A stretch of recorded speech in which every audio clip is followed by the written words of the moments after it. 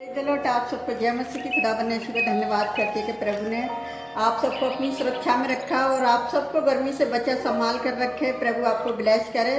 तो आइए हम जो आज का वचन पढ़ेंगे इब्रानियों 2:11। इस वचन को कोई पढ़ेगा जो आज का टॉपिक है हमारे प्रभु यीशु मसीह उद्धार करता जगत का। क्योंकि पवित्र करने वाला और जो पवित्र किए जाते हैं सब एक ही मूल से है, इसी कारण वह उन्हें भाई कहने से नहीं लज जाता। हालेलुया। बारे में लिख रहा है, वे ये कहता है कि मैं तेरे नाम अपने भाइयों को सुनाऊंगा और सभा के बीच में भी मैं तेरा भजन गाऊंगा तेरे में। और फिर वे यह भी मैं उस पर भरोसा रखूंगा। और फिर यह भी देख मैंने उन लड़कों को सहित जिसे परमेश्वर ने मुझे दिए हैं। हालेलुया। परमेश्वर का धन्यवाद करते हैं कि परमेश्वर के अगर हम इस वचन में देखेंगे तो उदाहरण में लिखा हुआ है, ऐसे ही है जो लोगों को पवित्र बनाता है वे अपनी मृत्यु के द्वारा अपने शरीर के बलिदान के द्वारा पवित्र बनाता है। इब्रानियों 10:10 में देखेंगे तो उसमें लिखा हुआ है, उसी की इच्छा से हम यीशु मसीह की देह के एक ही बार बलिदान चढ़ाए जाने के द्वारा पवित्र किए गए हैं। हालेलुया।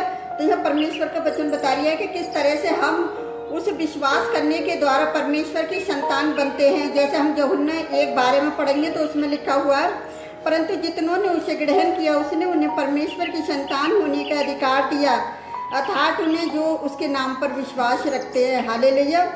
तो किस तरह से वचन में लिखा है कि हम जैसा भी हमने पढ़ा कि इसी रीति से हम मसीह के भाई और बहन बनते हैं, हम उसके साथ एक ही परिवार के सदस्य हो जाते हैं। इसलिए यीशु हमें अपने भाई कहने में शर्म महसूस नहीं करता। हालेलुया।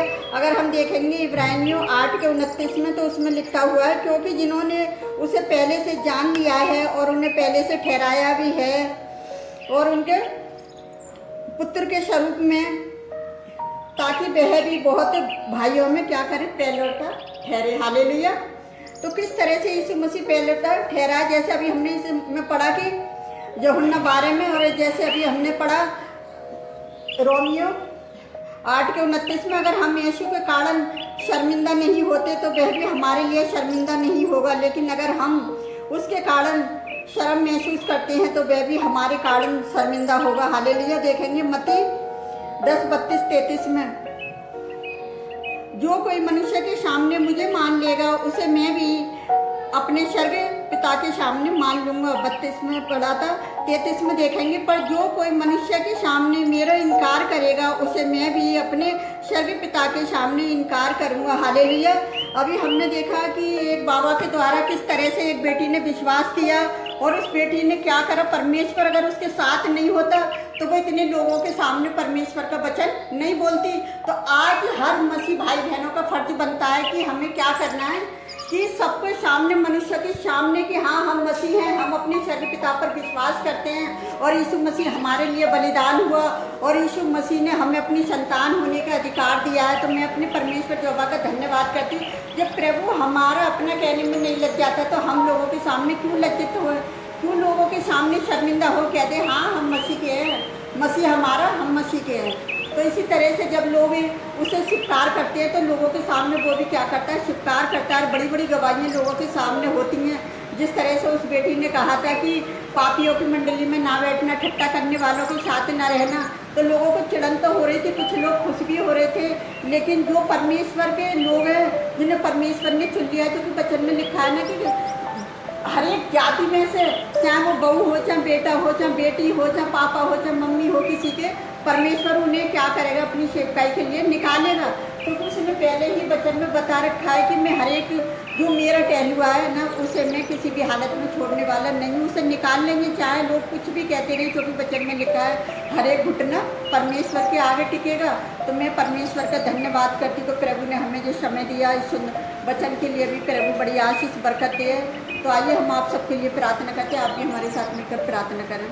हालेलुया। धन्यवाद करते राजाओं के राजा, प्रभु के प्रभु, आपकी स्तुति, आपकी प्रशंसा हो पिता। जितने लोगों ने आपको ग्रहण किया, आपने उन्हें अपनी संतान होने का अधिकार दिया पिता। जो अधिकार आपने उन्हें दिया है वो शत्रु उनसे छीनने ना पाए प्यारे पिता परमेश्वर, ताकि आपके नाम को महिमा और आदर उनके जीवन से मिलता रहे खुदावन। कि आपकी स्तुति हो, आपकी प्रशंसा हो प्यारे पिता परमेश्वर। शत्रु नहीं चाहता कि आपके लोग आपकी स्तुति आराधना करें पिता। और जब आप उनके साथ होते हैं तो पिता वो किसी भी सभा में रुक नहीं सकते पिता, चाहे उन्हें शैतान किसी भी सभा में जाके खड़ा कर दे, लेकिन खुदावन आप जब उनके साथ हो तो खुदावन शत्रु उनका कुछ नहीं कर सकता मेरे पिता। कि आपके बेटे यीशु मसीह का लहू बहना, कोड़े खाना, तीसरे दिन मुर्दों में से जी उठना व्यर्थ नहीं, एक आशीष बन जाए उन लोगों के लिए जो आप पर विश्वास करते हैं और जिन्होंने आपको विढ़न करा है प्यारे पिता परमेश्वर। और मैं आपसे विनती करती प्यारे पिता परमेश्वर, जाने कितने लोग आपसे अपनी समस्याओं को आपके समय के रख रहे हैं प्यारे पिता परमेश्वर। आप उनकी समस्याओं को के लिए मैं प्रार्थना करती खुदावन, उनकी समस्याओं को आपके निकट लेकर आती खुदावन। आप अपने बच्चों पर दया और रहम करें, जिसे रोजगार की ज़रूरत है आप उन्हें रोजगार दें, जिन्हें अच्छे लाइफ पार्टनर की ज़रूरत है प्यारे पिता परमेश्वर उन्हें अच्छा जीवन साथी दें मेरे खुदावन।